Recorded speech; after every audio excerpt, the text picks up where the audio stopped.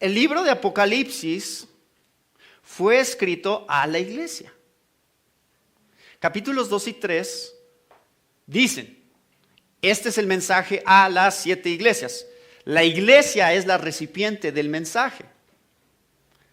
Entonces, tenemos que tener esto en mente. Todo lo que dice el libro de Apocalipsis es para nosotros. Todo.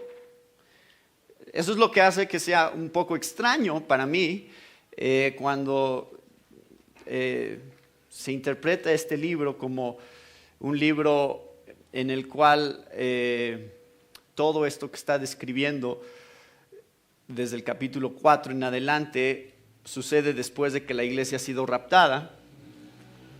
Es un poco extraño para mí porque, entonces significa que la mayoría del libro es completamente irrelevante para su audiencia original, para aquellos a los que fue escrito el libro. El libro está dirigido hacia la iglesia de Dios. Todo el libro es un mensaje a las 7 iglesias. Ellos son los recipientes, está diseñado para ellos el mensaje, no para un grupo extraño de personas que se quedó atrás durante la tribulación, que no sabemos quiénes son, que no tienen nada que ver con la iglesia. No, es la iglesia la que está recibiendo este libro. Y todos habrían estado leyendo y meditando sobre el mensaje de este libro y está diseñado para ellos, para animarlos a ellos, para mostrarles la perseverancia que necesitan tener en el Señor a ellos. Así que, ¿está viciando un poco allá, arriba?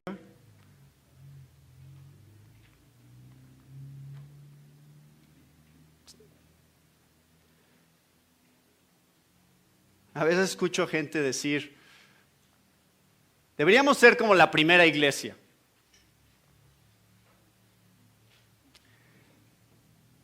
Y me pregunto, ¿sí? ¿Queremos ser como la primera iglesia?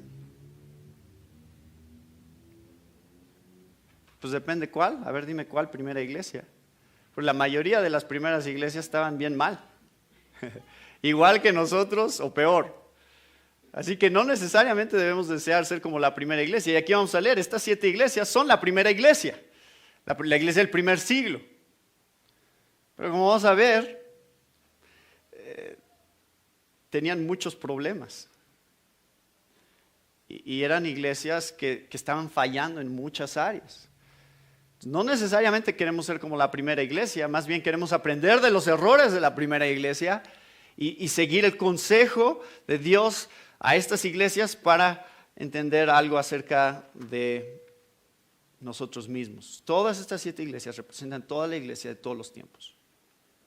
Y quiero que vean cómo es que este mensaje es relevante para nosotros hoy. Estas iglesias son nuestros antepasados en la fe.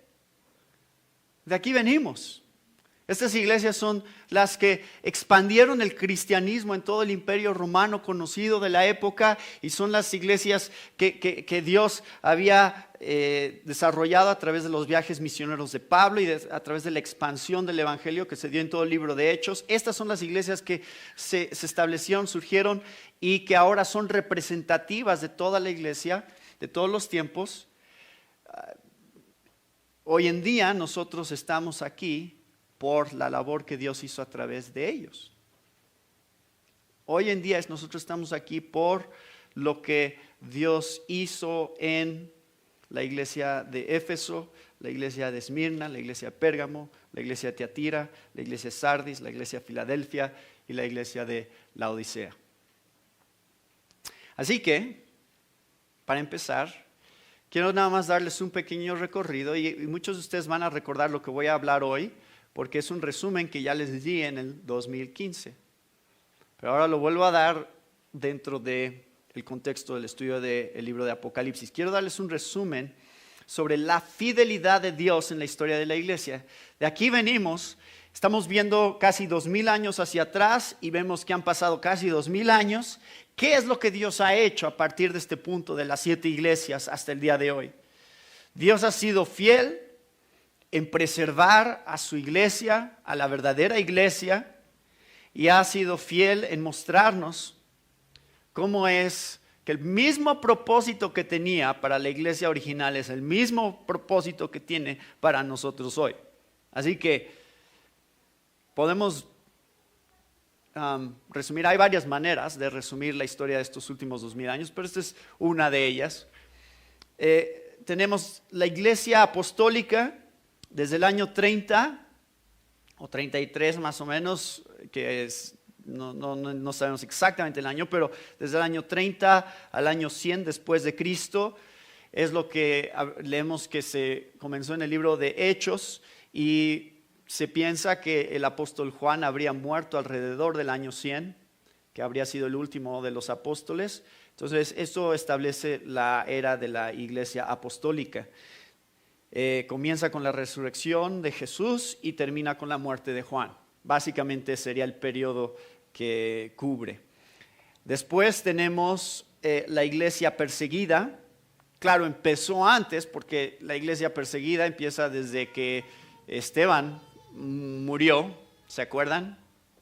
En Hechos 7, pero de todas maneras vemos cómo es que esto se intensificó al final de este primer siglo, y el Imperio Romano empezó a perseguir a la iglesia de una manera más intensa y más severa, hasta el año 313, en el cual da la casualidad que surge un emperador romano que es cristiano. Ahora, a esas alturas, lo que es interesante es que la mitad del imperio romano ya es cristiano. O sea, para el año 313, voltean a ver y ya la mitad del imperio son cristianos. A pesar de que fueron perseguidos, la mayor parte de este tiempo son cristianos. Entonces, este emperador decide oficializar el cristianismo. Constantinopla se vuelve la nueva capital cristiana. En el año 476 empieza la iglesia medieval, y esto marca también el periodo en el cual surge el Islam. Y el Islam es una gran parte aquí de lo que sucedió en Europa durante esos años, porque después de esta revelación de Mahoma que tuvo, y el Corán, empiezan a hacer esta guerra santa de invadir países y de conquistarlos por la fuerza y por la espada, y obligarlos a convertirse a Alá, el Alá del Corán. Y esto también hace que surja el tema de las cruzadas y cómo la Iglesia Católica responde ante estas invasiones de estos países y trata de retomar nuevamente lo que los musulmanes les habían quitado. Eso es lo que sucedió durante la Iglesia medieval. Europa está organizada en diferentes reinos, y se establece el Santo Imperio Romano. Y al final de esta era medieval cae Constantinopla, y tenemos lo que conocemos como la Iglesia Reformada. Justamente la próxima semana se cumplen 501 años de cuando Martín Lutero clavó las 95 tesis en la iglesia de, ¿qué era? Wartburg, ¿cuál? Wittenberg. Sí. Celebramos eso porque eso representó un gran movimiento también para la iglesia cristiana, en donde este monje, que era parte de la iglesia católica, se dio cuenta que había cosas que no estaban bien dentro de la iglesia católica, y confrontó a las autoridades de ese tiempo sobre estas verdades y dijo: mi conciencia está cautiva a la palabra de Dios, no puedo retraerme sobre cosas que estoy viendo que están aquí. Y de ahí se empezó todo un movimiento en toda Europa, de donde vienen todas las denominaciones que tenemos hoy en día, conocidas como iglesias evangélicas o cristianas. De ahí vienen todas las denominaciones: presbiterianos, bautistas, metodistas, Todas las ramas surgieron a partir de este momento de la iglesia reformada, que empezó en el siglo XVI. Esto causó que en los países europeos se hicieran muchas divisiones. Hubo una contrarreforma, países católicos que atacaron la reforma y básicamente se empezó a dividir en toda Europa.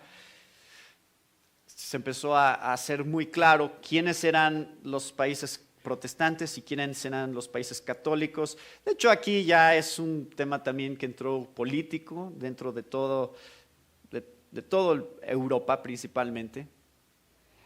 Y después, a partir del año 1648, que fue después de la guerra civil de 30 años en Alemania por la paz de Westfalia, a partir de este año empieza lo que conocemos como la Iglesia moderna. Le llamamos la Iglesia moderna porque de este punto hasta el día de hoy es donde estamos en la historia de la Iglesia. Durante la era de la Iglesia moderna empezó el movimiento puritano, wesleyano, racionalista, anglocatólico, pero también, sobre todo, surgió el movimiento misionero moderno.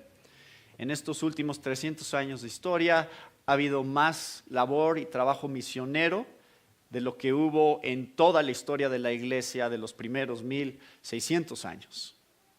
Entonces la labor misionera de los últimos 300 años y especialmente del último siglo, donde se ha intensificado aún más, ha sido el más grande que ha habido. De ahí surgieron también, obviamente en este periodo de tiempo es donde se fundaron países de este lado, de Occidente, como Estados Unidos, como Canadá, en donde muchos venían de las partes protestantes de Europa y buscaban fundar los países de alguna manera con los mismos principios o con los mismos valores cristianos y crearon universidades de las más prestigiosas como son Harvard y Princeton, que fueron fundadas para estudiar la Biblia. Ese era el propósito que tenían en fundarlas. Fueron fundadas por cristianos, tenían directores cristianos y buscaban que ese fuera el enfoque. Ahora, hoy en día ya no lo es, pero en el momento en que fueron fundadas lo fue. Uno de los más famosos directores de Princeton fue Jonathan Edwards, que muchos de ustedes han escuchado que hemos hablado acerca de él, pero la manera en que se fundaron muchos hospitales y muchas universidades fue precisamente por cristianos, y todo eso es lo que ha desarrollado este lado de Occidente ahora, que hoy en día es diferente el enfoque y es diferente la perspectiva cultural, pero así es como llegamos hasta donde estamos el día de hoy, 2018, Iglesia de Coajimalpa. Seguimos siendo la iglesia de Dios. Solo quiero que vean, esto es hasta donde Dios ha traído a la iglesia en estos últimos 2000 años. Y empezó con estas 7 iglesias. Así que vamos a hacer un recorrido, vamos a ver qué les dijo a estas 7 iglesias, cuál era el problema que existía en ese momento, cuál es el mismo problema que existe hoy. Y lo quiero resumir, obviamente no vamos a ver en detalle, nada más voy a tomar partes de las diferentes iglesias para mostrarles el panorama de lo que Jesús les dijo y por qué les escribió estas cartas. Ahora recuerden que estas cartas no habrían sido leídas individualmente, es decir, no es como que la carta a Éfeso solamente llegó a Éfeso y la carta a Esmirna solo llegó a Esmirna. Las 7 cartas fueron dirigidas a las 7 iglesias. Todas recibieron el libro de Apocalipsis como una carta. Todas, las 7. Entonces no es como que eran mensajes completamente exclusivos. Cada iglesia podía ver lo que Dios le había dicho a la otra iglesia para que aprendiera de lo que le estaba diciendo a esa iglesia también, así como estaba aprendiendo lo que le estaba diciendo a ellos. Y cada carta comienza con este principio. Dios quiere que la iglesia sepa quién es Él. Todas las cartas comienzan con una introducción de parte de Jesús, describiéndose a sí mismo. Todo lo que vimos el domingo pasado y el domingo antes de eso, del capítulo 1, que son descripciones de Jesús, o sea, este encuentro que tuvo Juan con Jesús, tiene todas estas descripciones de quién es Jesús, y prácticamente todas esas descripciones regresan nuevamente a las introducciones de cada carta y va a tomar ciertos atributos que ya describió en el capítulo 1 para introducirse a cada iglesia. Entonces vean, por ejemplo, la carta a Éfeso se introduce como el que tiene las 7 estrellas en su diestra. Esto ya lo habíamos visto, el que anda en medio de los 7 candeleros de oro. Así fue como Juan vio la visión de Jesús en el versículo 12 y 13 del capítulo 1. En la carta a Esmirna, que es el versículo 8, les dice, el primero y el postrero, el que estuvo muerto y vivió. Eso también ya lo vimos en el capítulo 1. Después, cuando se introduce a Pérgamo, el que tiene la espada, versículo 12, el que tiene la espada aguda de 2 filos, dice esto. Después a la iglesia de Tiatira, el que tiene ojos como llama de fuego y pies semejantes al bronce bruñido. Entonces vimos que los ojos como de fuego representan la omnisciencia de Dios, el poder ver, penetrar los corazones de las personas, saber todo lo que está sucediendo. Y vimos que el bronce bruñido que describe de sus pies este bronce bruñido se purifica por fuego, representa su pureza. Vimos algo de eso el domingo pasado. Después en la carta a Sardis dice, el que tiene los 7 espíritus, así empieza el capítulo 3, el que tiene los 7 espíritus de Dios. Y las 7 estrellas dice esto, y vimos que los 7 espíritus de Dios representan simbólicamente al Espíritu Santo. El que tiene al Espíritu Santo, Jesucristo, Él es el que dice esto. Vimos también la descripción en el versículo 7.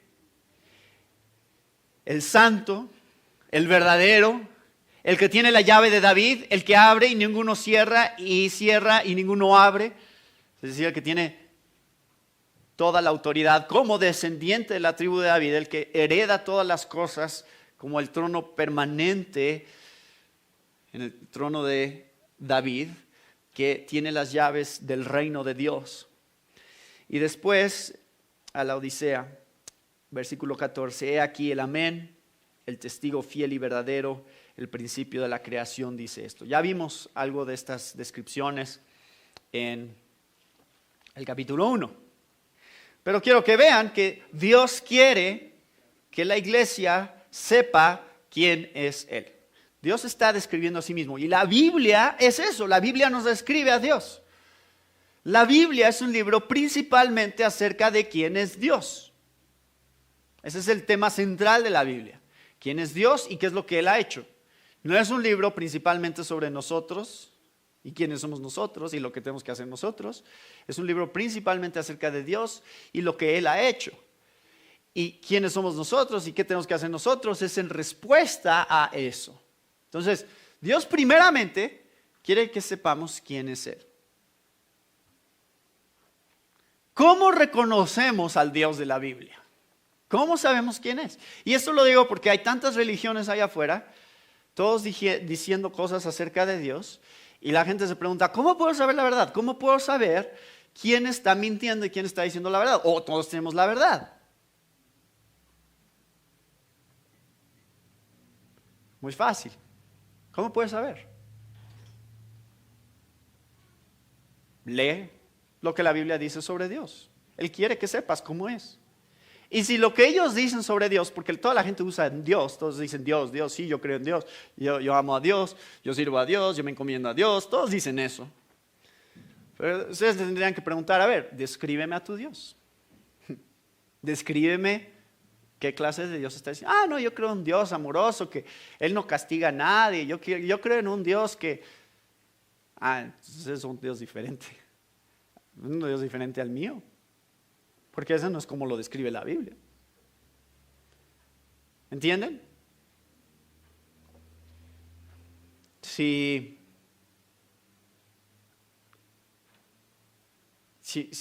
ustedes me describieran a mí para que alguien me reconociera allá afuera, dijeron, ah, sí, es un gordito.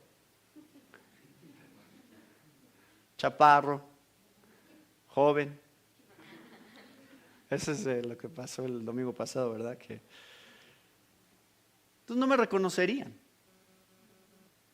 ¿Por qué? Porque ya estoy viejo. Tengo 41 años.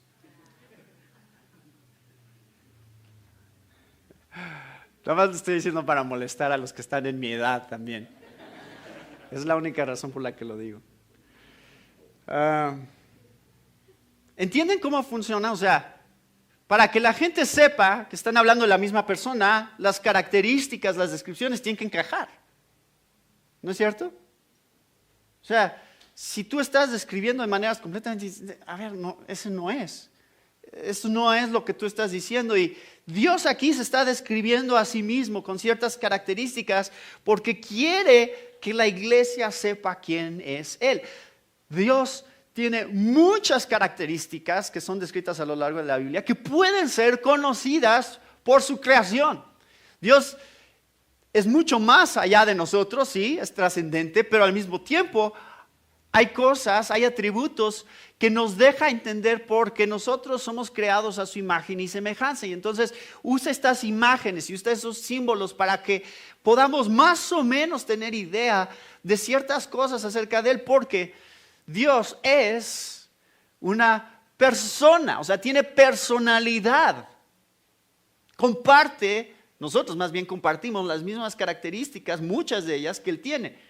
La manera en que razona, la manera en que ve, en la que percibe las cosas, la manera en la cual habla, se comunica, se relaciona, todas esas cosas nosotros las compartimos como su creación, creada a imagen y semejanza de Él.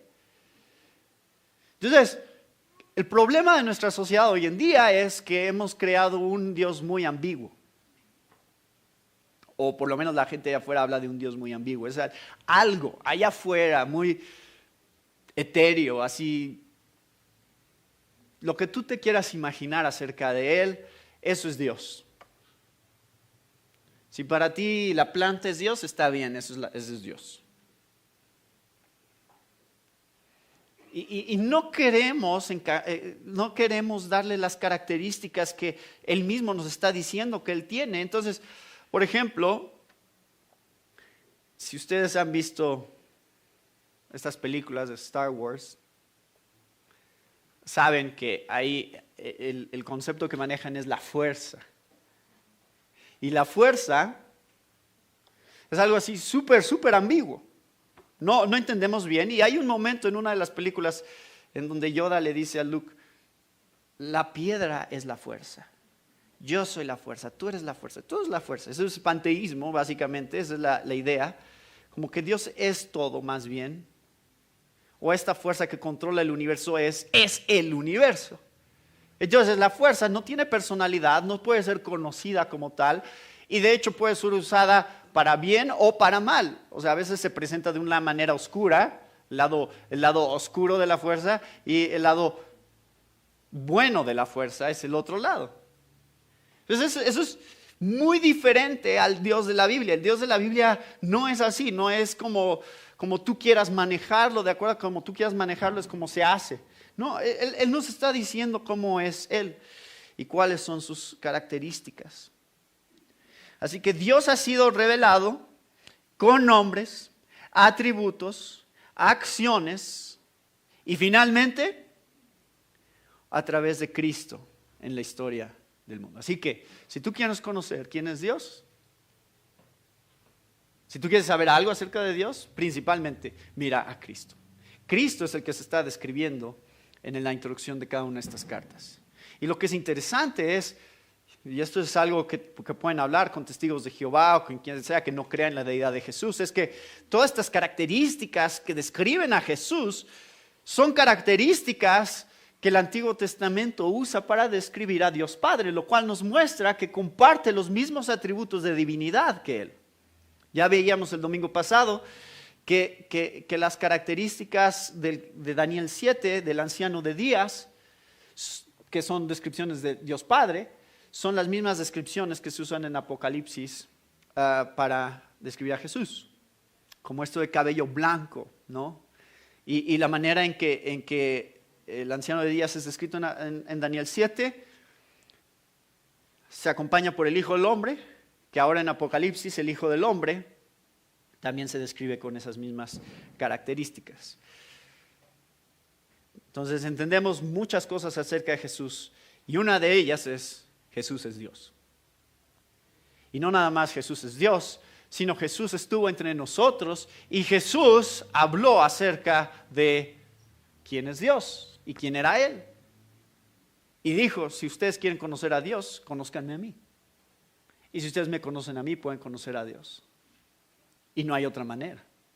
Yo soy la manera en la cual Dios ha escogido relacionarse con su iglesia.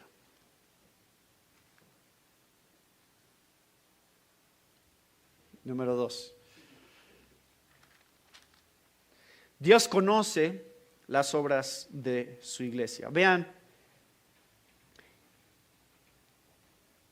el versículo 2 del capítulo 2. Yo conozco tus obras y tu arduo trabajo y paciencia, y que no puedes soportar a los malos, y has probado a los que se dicen ser apóstoles y no lo son, y los has hallado mentirosos, y has sufrido, y has tenido paciencia, y has trabajado arduamente por amor de mi nombre, y no has desmayado.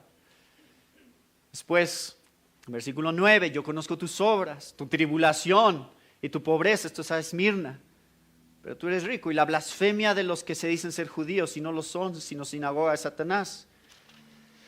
Versículo 13, en la iglesia a Pérgamo, yo conozco tus obras y dónde moras, dónde está el trono de Satanás, pero retienes mi nombre y no has negado mi fe, ni aun en los días en que Antipas, mi testigo fiel, fue muerto entre vosotros, donde mora Satanás.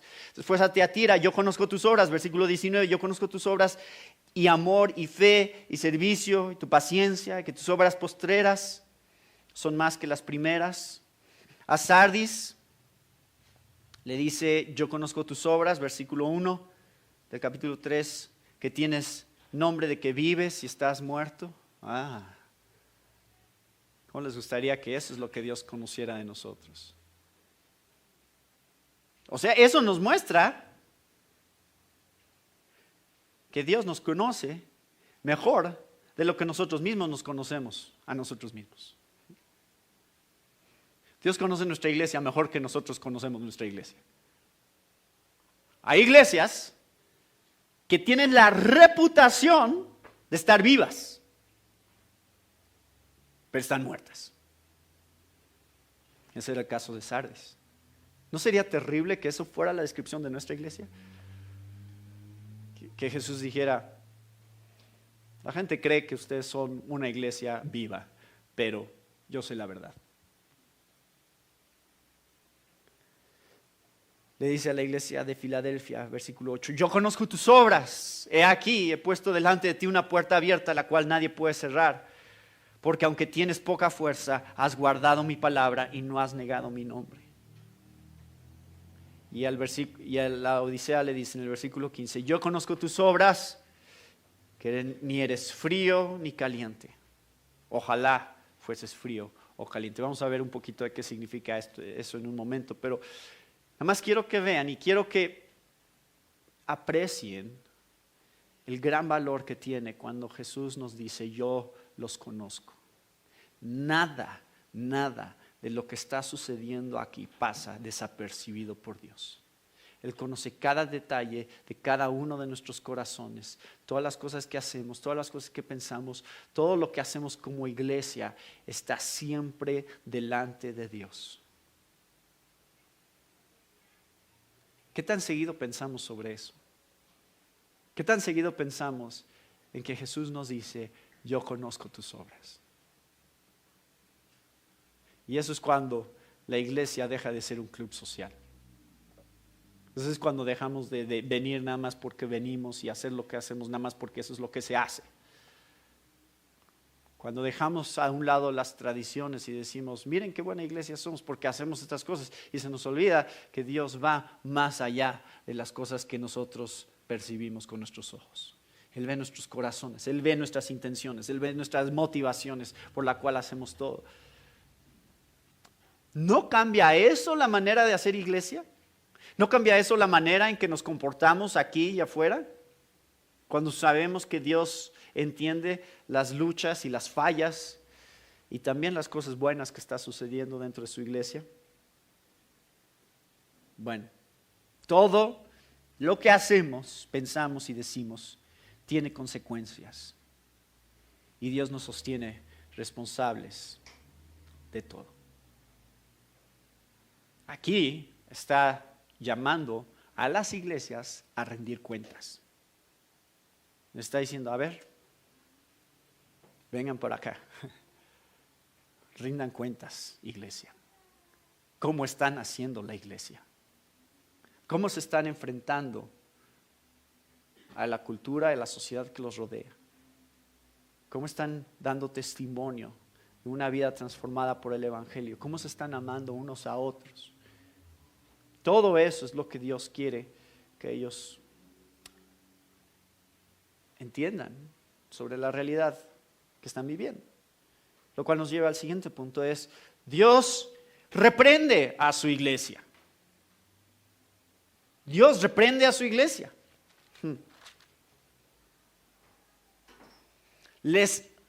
Todas las iglesias son reprendidas excepto dos.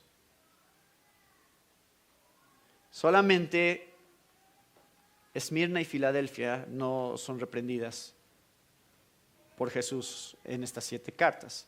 Lo cual es muy interesante que sean 2, porque más adelante cuando habla de los 2 testigos, dice, estos 2 testigos son los 2 candeleros. Y cuando pensamos que son los 2 candeleros, nos damos cuenta que los candeleros son las iglesias y que estos 2 testigos probablemente son representados por la iglesia fiel, la iglesia que está sirviendo a Dios fielmente, que es la que está siendo descrita a lo largo del libro de Apocalipsis. Los que se mantienen a pesar de la tribulación, los que se mantienen a pesar de la persecución hasta el final, representado por 2 iglesias, Esmirna y Filadelfia especialmente. Pero bueno, vamos a llegar a eso. Eso tiene que ver con los 2 testigos. Quiero que vean que todas estas iglesias tenían luchas y cosas que no estaban bien. La iglesia de Éfeso, ¿cuál fuera el problema de la iglesia de Éfeso? Dice, tengo contra ti que has dejado tu primer amor. Recuerda, por tanto, de dónde has caído y arrepiéntete y haz las primeras obras, pues si no, vendré pronto a ti y quitaré tu candelero de su lugar, si no te hubieras arrepentido. Bueno, vamos a llegar a eso en un momento, pero ven cómo es que la iglesia de Éfeso era una iglesia que estaba bien doctrinalmente, o sea, era una iglesia que podía identificar quienes no eran apóstoles, que no podían, que rechazaban a los falsos maestros, que eran celosos de la palabra de Dios. Imagínense, la iglesia de Éfeso es la iglesia donde Pablo pasó más tiempo de todas las iglesias, ¿se acuerdan? 2 años pasó ahí predicando en el teatro de, no es teatro, es la escuela de Tirano, ¿no? Y más de 3 años pasó con ellos y vimos algo sobre eso en Hechos 19, cuando Pablo regresó y habló con los ancianos de Éfeso. Y ahí habría estado Timoteo por un tiempo, Aquila, Priscila, el apóstol Juan, históricamente habría pasado tiempo ahí. Entonces imagínense qué clase de iglesia, con qué clase de enseñanza fue construida esa iglesia. ¿Creen ustedes que era una iglesia sólida doctrinalmente? Tuvo a los mejores maestros de la iglesia apostólica. Pero parece ser que a lo largo de los años se habían mantenido firmes en la doctrina, pero habían olvidado la parte relacional, la parte que tenía que ver con su amor por Dios y su amor unos por otros. Y entonces ya era una cuestión nada más intelectual. Mira qué inteligentes somos, mira cuánto sabemos de la Biblia y podemos discernir quiénes están mal y vamos a defender la sana doctrina. Pero no estaban mostrando amor. No estaban experimentando amor. Y yo escuché algo una vez que decía David Platt y me encantó porque me confrontó a mí muchísimo. Él decía, Y ese es un recordatorio que tengo que tener en mi mente todo el tiempo. Él decía, tú puedes tener un ministerio exitoso y una iglesia exitosa y estar lejos de Dios. Tu corazón, olvidarte de pasar tiempo con Dios, de tener una relación íntima con Dios. Y puedes tener un ministerio exitoso, con una iglesia que está creciendo y aprendiendo de la Biblia y todos buscando cómo aprender más y enseñar más, y nuestros corazones estar lejos de Dios. No dejemos una cosa por otra, que nuestro conocimiento doctrinal y la enseñanza de la Biblia se convierte en la razón por la cual amamos a Dios cada día más y nos amamos unos a otros cada día más. Otras iglesias sí luchaban con el aspecto doctrinal. Vean también en Pérgamo. Dice, tengo pocas cosas contra ti, versículo 14. Que tienes ahí a los que retienen la doctrina de Balaam, que enseñaba a Balac a poner tropiezo ante los hijos de Israel, a comer cosas sacrificadas a los ídolos, a cometer fornicación. Y también tienes a los que retienen la doctrina de los nicolaitas, que yo aborrezco. Entonces había iglesias que sí estaban comprometiendo doctrinalmente su fe, sí estaban dejando que entraran enseñanzas raras, especialmente enseñanzas que tenían que ver con la idolatría de la época. Vean la iglesia de Tiatira, versículo 20, tengo unas pocas cosas contra ti, que toleras que esa mujer Jezabel, que se dice profetiza, enseñe y seduzca a mis siervos a fornicar y a comer cosas sacrificadas a los ídolos. Después a la iglesia de Sardis le dice,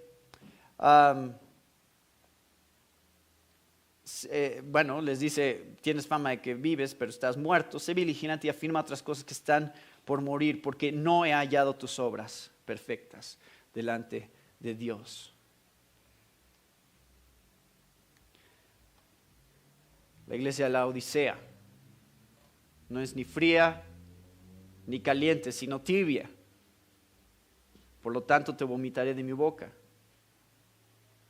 Tú dices, yo soy rico y me he enriquecido y de ninguna cosa tengo necesidad. Y no sabes que tú eres un desventurado, miserable, pobre, ciego y desnudo.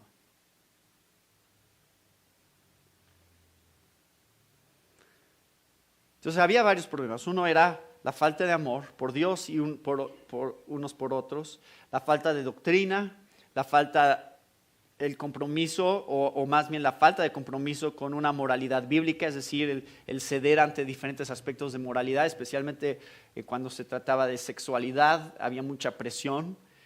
Y también en cuanto a la idolatría había mucha presión. Y sabemos, y yo ya les dije todo esto en cada una de las cartas, cuando lo vimos hace 3 años, pero existían estos sindicatos que esto era parte del Imperio Romano. Esa es la presión que tenía la iglesia, no era que no podían creer en Jesús.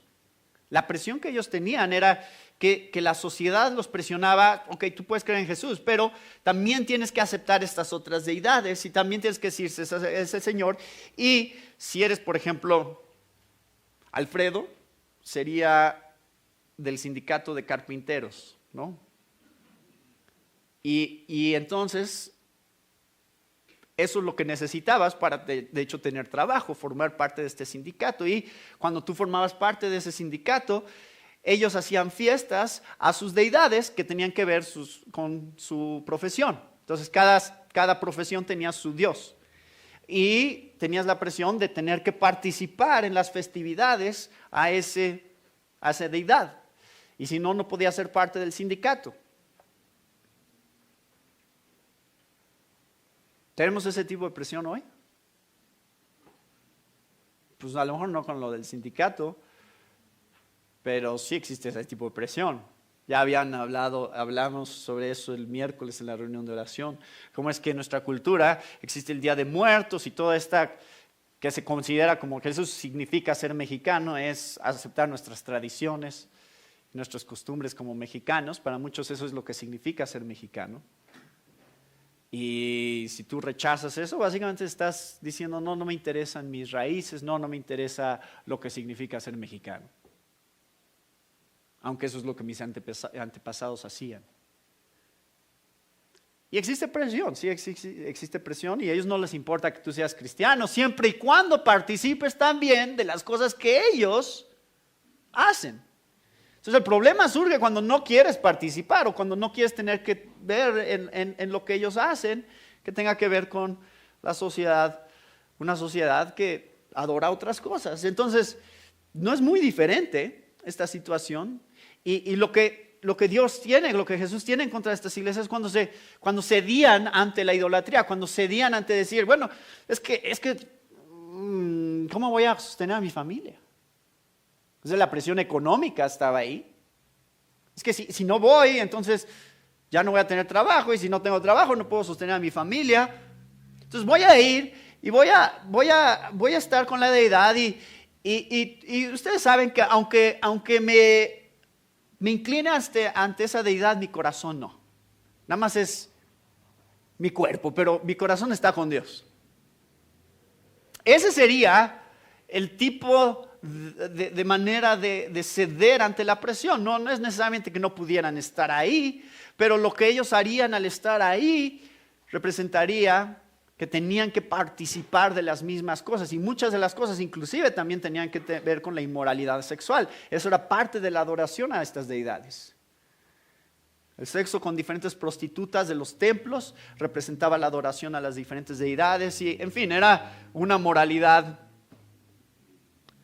muy, muy difícil para la iglesia de enfrentar en esa sociedad y en esa cultura. No diferente a la de hoy, muy, muy parecido a cómo sería hoy en día para nosotros.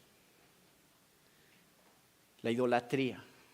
Pero a ver, fíjense bien, hay algo muy sutil aquí. Ya les leí la Odisea.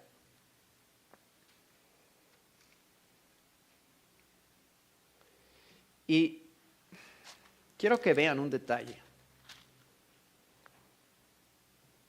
Porque aquí hay algo muy sutil que está en las cartas y que nos muestra un gran peligro para nosotros hoy. Les dice a los de Esmirna, recuerden, Esmirna es una de esas iglesias, tanto Esmirna como Filadelfia no fueron reprendidas por Dios. Y la descripción de Esmirna es: yo conozco tus obras y tu tribulación y tu pobreza.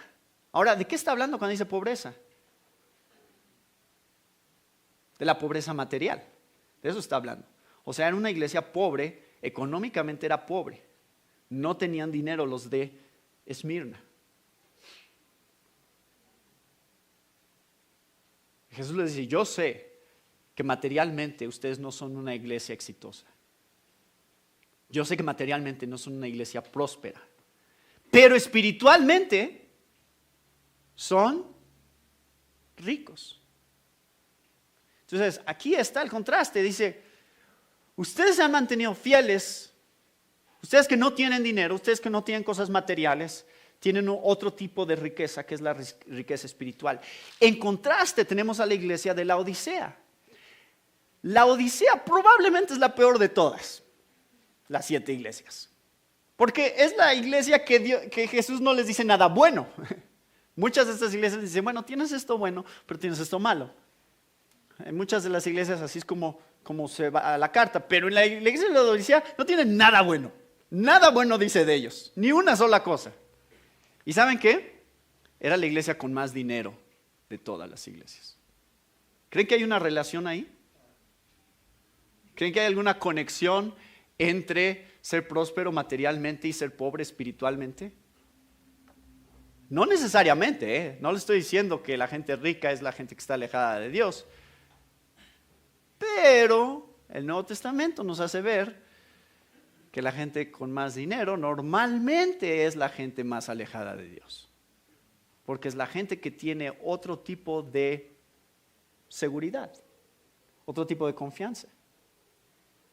¿Saben que la iglesia de la Odisea sufrió un temblor? No me acuerdo en qué año, pero sufrió un temblor que destruyó toda la ciudad. Y al ser parte del Imperio Romano, el gobierno romano ofreció reconstruir la ciudad, porque obviamente quedó devastada. Es como peor que lo que pasó aquí en la Ciudad de México en septiembre del año pasado. ¿Y saben qué dijeron los de la Odisea? No, gobierno, no necesitamos tu ayuda, nosotros la reconstruimos con nuestros recursos. Y la hicieron todavía mejor, sin ayuda del Imperio Romano. Solitos, con su propio dinero, reconstruyeron la ciudad. Y dijeron, si el estadio era de este tamaño, ahora háganlo al doble.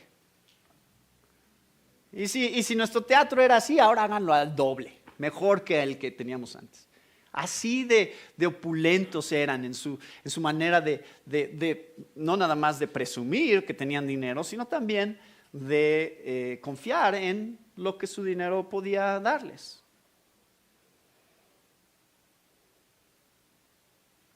Esta iglesia es la que dice, yo sé que no eres ni frío ni caliente, ojalá fueras frío o caliente. Y este es uno de los versículos más malinterpretados de toda la Biblia. Y eso es donde nos ayuda el contexto cultural. Porque el problema es que nosotros inmediatamente pensamos, y yo crecí pensando esto, crecí pensando, bueno, es que si eres frío, es que estás alejado de Dios. O sea, niegas a Dios. Y si eres caliente, es que estás buscando a Dios. Y la iglesia de la Odisea es una iglesia hipócrita. Entonces, ni rechazan a Dios, ni buscan a Dios. Están en medio, son una iglesia hipócrita. Y eso es lo que Dios realmente no le gusta. Él prefiere que lo rechacemos. O sea, que seamos fríos. O que nos acerquemos a Él con pasión, o sea, seamos calientes. ¿Saben cuál es el problema de esa interpretación? Que eso no es lo que dice el texto. No dice que ser frío es rechazar a Dios o estar alejado de Dios. Y la clave está en el contexto cultural. La clave está en entender porque nosotros ahí estamos importando un concepto occidental de nosotros, de evangélicos, de decir, estás frío, significa estás lejos de Dios. Pero la Biblia no usa ese término, no dice que los fríos son los que están lejos de Dios. Nunca usa esa terminología la Biblia. Eso lo inventamos nosotros. Es un hermano frío. Bueno, eso es un invento de nosotros, esa expresión. No es bíblica. Pero hemos importado ese entendimiento al pasaje y decimos, los fríos están lejos de Dios. No.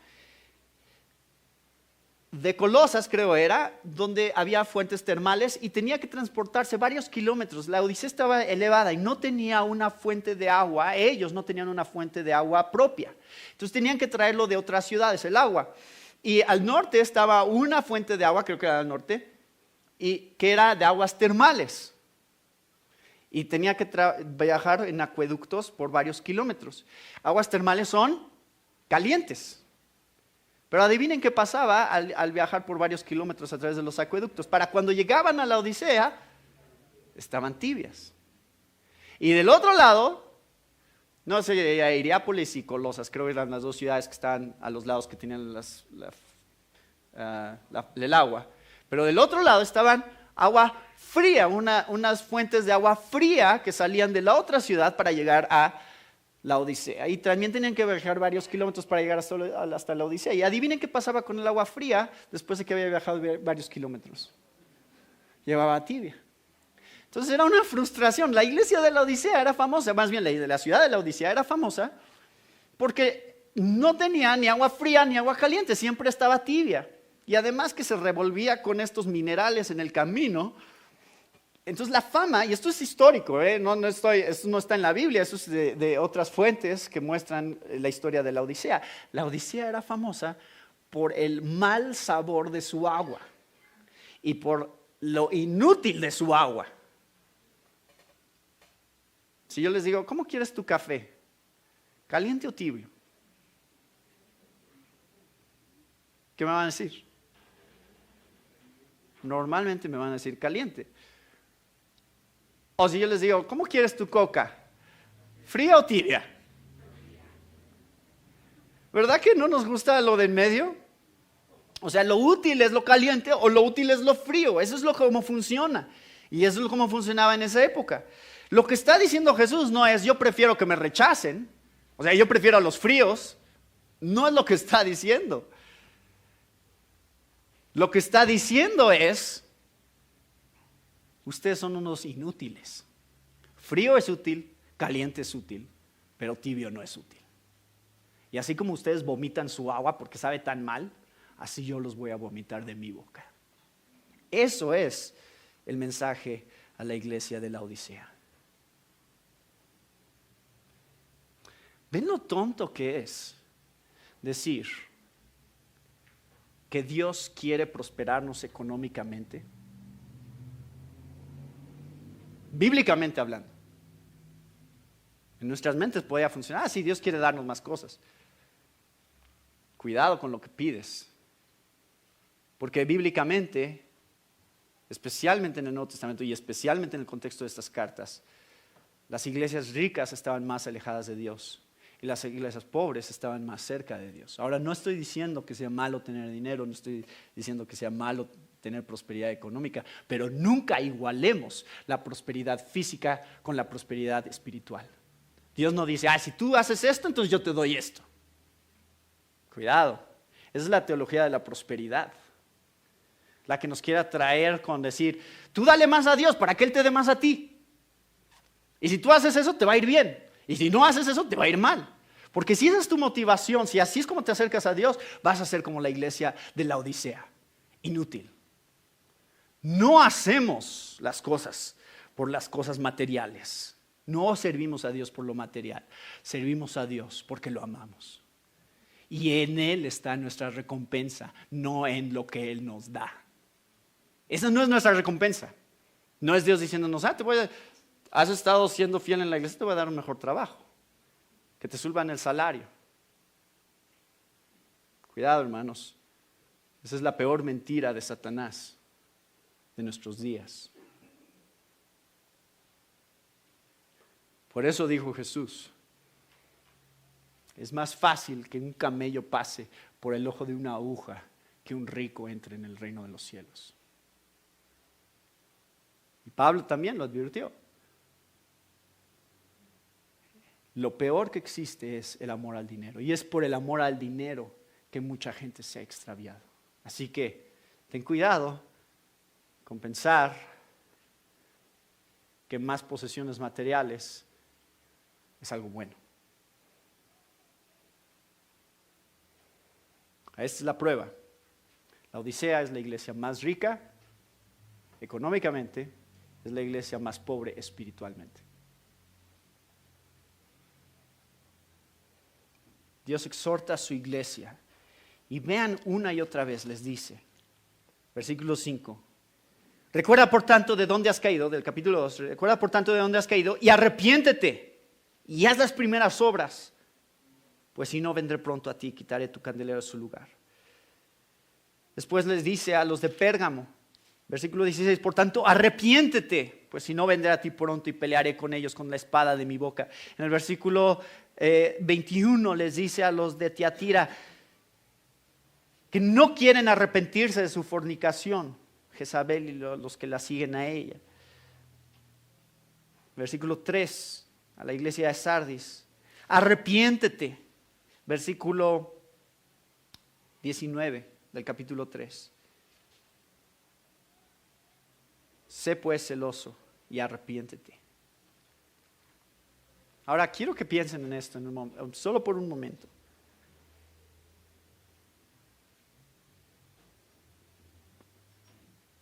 ¿Es el arrepentimiento una moda? Como, ¿se acuerdan cuando nos arrepentíamos, iglesia? ¿Se acuerdan cuando estaba de moda arrepentirse? Y ahorita ya estamos en otra etapa en nuestra iglesia en la que ya llegamos a un nivel espiritual en el que ya no es tan necesario esa parte. Nunca dejamos, iglesia, de tenernos que arrepentir como iglesia. Siempre tenemos que ser confrontados con la palabra de Dios y arrepentirnos de las áreas en las que estamos mal. Dios siempre, constantemente nos está llamando al arrepentimiento. Constantemente le está diciendo a su iglesia, mira estas cosas que son importantes y voltéate de tu pecado y mírame a mí y busca la santidad porque tú eres mi esposa, tú eres mi iglesia y tú estás dando testimonio de mi evangelio a este mundo. Ustedes son mis embajadores. La iglesia es llamada al arrepentimiento constante y a tomar acción para corregir su camino. No sé cuál número es, pero el que sigue. Dios da esperanza a su iglesia.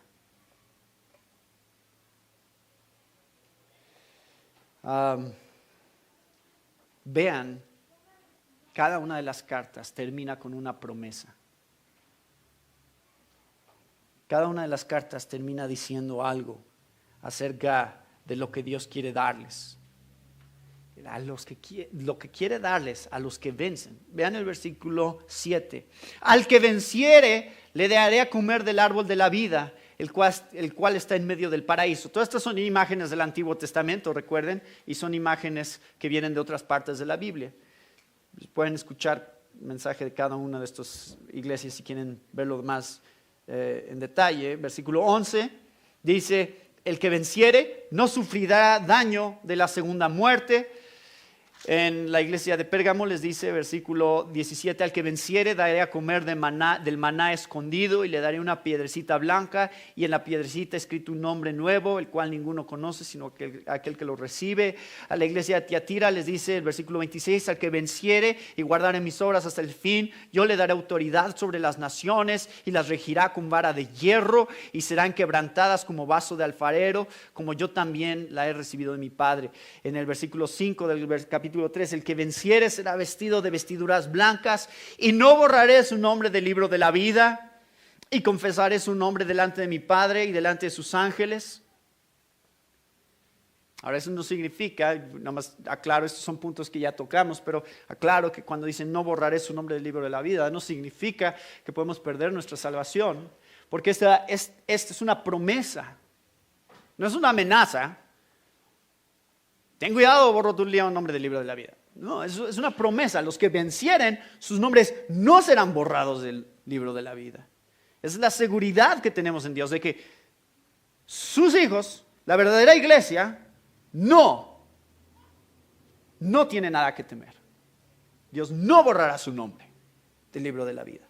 Versículo 12: al que venciere lo haré columna en el templo de mi Dios, y nunca más saldrá de ahí, y escribiré sobre él el nombre de mi Dios y el nombre de la ciudad de mi Dios, la nueva Jerusalén, la cual desciende del cielo de mi Dios, y mi nombre nuevo. Esto va a aparecer al final de Apocalipsis, vamos a ver eso. ¿A qué se refiere?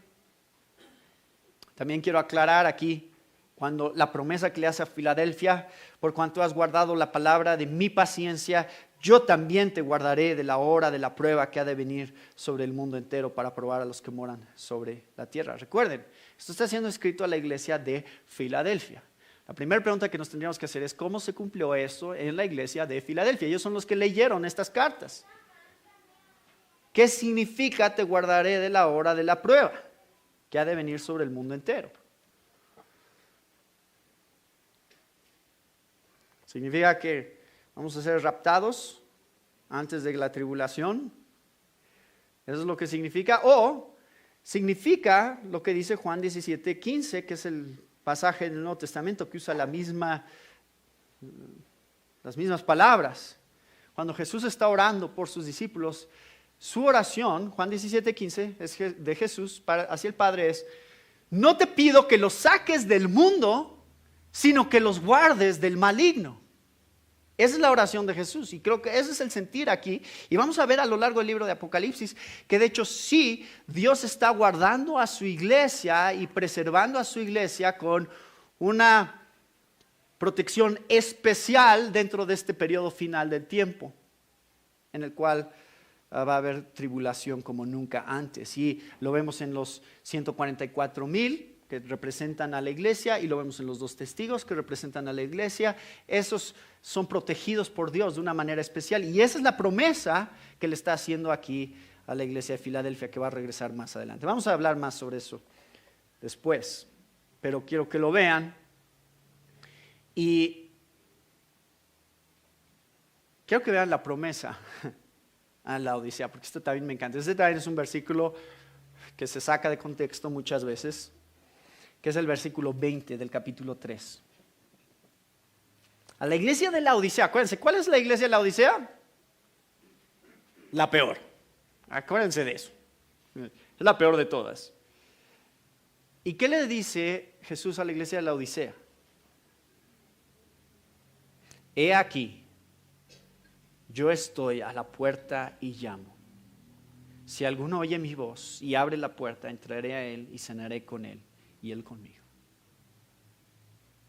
Entonces a veces usamos ese versículo para evangelizar. Decimos, Jesús está a la puerta y llama y abre la puerta y va a entrar y cenar contigo. Y es verdad, pero eso no es lo que dice este versículo. Este versículo está dirigido ¿a quién? A la iglesia. Eso es lo que Dios nos está diciendo a nosotros. Dios nos da esperanza. Por muy mal que estés, por muy mal que esté la iglesia, ahorita Dios está a la puerta llamando. Si lo dejamos entrar, Él entrará y cenará con nosotros. Dios le estaba dando esa esperanza a la Odisea. Te estaba diciendo, sí, están mal. Pero yo les digo, esta es mi exhortación a nosotros, a nosotros y a los de la Odisea. Yo te aconsejo que de mí compres oro refinado en fuego para que seas rico espiritualmente, y vestiduras blancas para vestirte, y que no se descubra la vergüenza de tu desnudez, y unge tus ojos con colirio para que veas. Claro que no está hablando de cosas físicas, está hablando de un aspecto espiritual aquí, porque la Odisea era famosa por la ropa que producían y por la medicina que tenían, especialmente para los ojos. Eso era famoso en la Odisea, y está contrastando esas cosas por las cuales ellos se jactaban, que eran cosas físicas, para decirles, yo les proveo de algo mejor que ropa. Yo les proveo algo mejor que oro físico. Yo les proveo algo mejor que la vista física, que es una relación conmigo.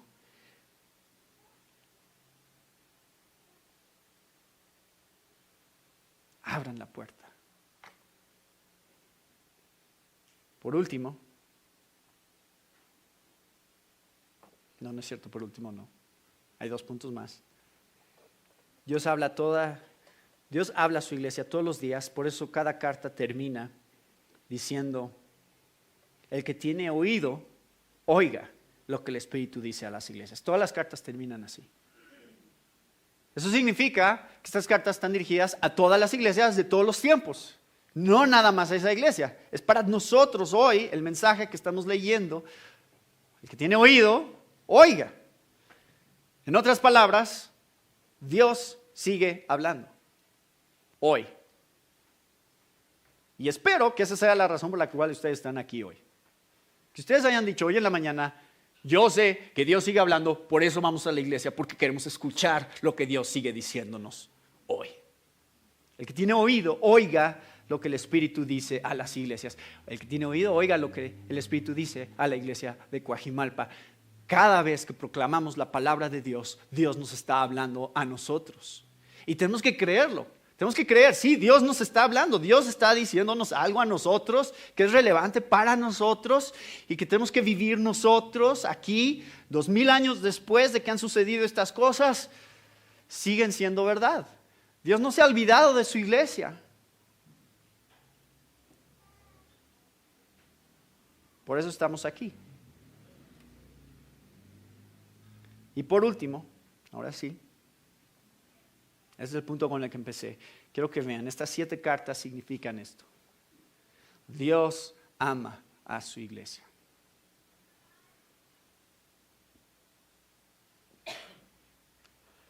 ¿Habla fuerte en estas cartas Jesús? Bastante fuerte.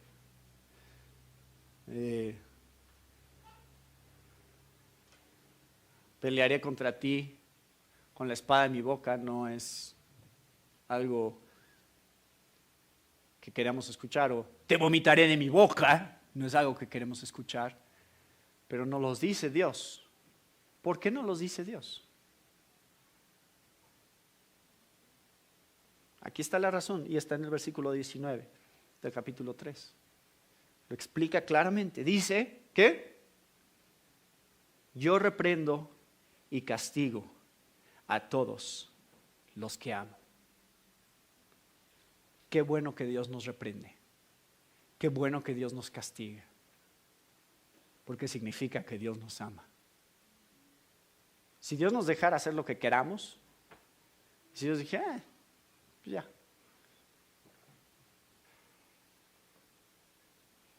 Los dejo a su propia sabiduría. Los dejo a sus propias decisiones. Significaría que Dios no nos ama. Entonces tenemos que estar conscientes de esta realidad y dispuestos a ser reprendidos y dispuestos a ser exhortados por Dios para corregir nuestro camino. Y eso viene a través del estudio de la palabra de Dios. Eso viene cuando meditamos en la palabra de Dios. Vamos corrigiendo las áreas que nos vamos dando cuenta en las cuales no estamos bien. Pues viene la palabra de Dios, no de nuestras ideas y no de nuestro razonamiento. Vienen de lo que Dios nos dice, que podemos arrepentirnos y buscar a Dios y entender que el propósito que Dios tiene para su iglesia es la corrección, porque Dios ama a su iglesia. Y hemos visto, por ejemplo, en Efesios 5 que Pablo pone esa analogía del esposo y la esposa y dice, es grande este misterio. Yo digo que este misterio es Cristo y la iglesia. El esposo representa a Cristo, la esposa representa a la iglesia, y eso es lo que es el matrimonio. Es una representación, una dramatización de esa realidad, del evangelio. Pero vayan conmigo a Apocalipsis 19 para ver exactamente cómo termina esta imagen. Porque en Apocalipsis 19 tenemos a la iglesia en el versículo 6.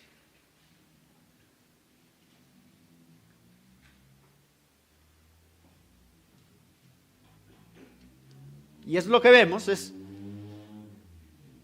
ahorita no hemos llegado a esta etapa todavía, estamos en el periodo de compromiso, en el periodo de noviazgo. Ya estamos con Dios, ya somos su iglesia, ya hemos sido comprados por Él. Pero la boda todavía viene, la boda final. Es decir, lo mejor todavía falta. ¿O preferían ser novios los que están casados? O sea, estábamos mejor de novios, no nos llevábamos mejor cuando éramos novios. ¿Dicen eso? Espero que no. Espero que la realidad del matrimonio sea mejor que la realidad del noviazgo, porque eso es lo que pasa con la iglesia. Ahorita todavía no hemos llegado a la boda. La boda viene cuando Jesús regrese por segunda vez.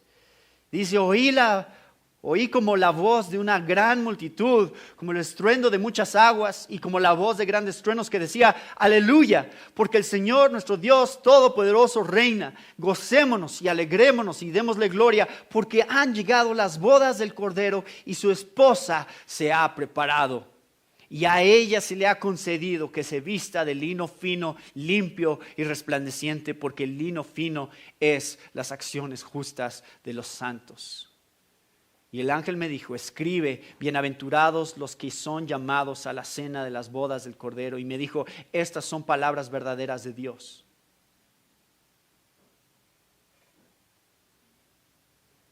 ¿Quieren ustedes participar de las bodas del Cordero? Lo mejor está por venir. Dios está preparando a su iglesia para la boda. Eso es lo que Él está haciendo, nos está preparando, y esa es la razón de esas cartas. ¿Por qué no ha regresado Jesús todavía? ¿Por qué? Porque no ha terminado con su iglesia todavía. Todavía está trabajando con su iglesia, todavía tiene más que hacer con su iglesia. Por eso no ha regresado. El día que su esposa esté preparada, en ese día regresará. En el día que Dios diga, sí, ya terminé mi obra con mi iglesia, ahora sí, vamos a estar juntos para siempre.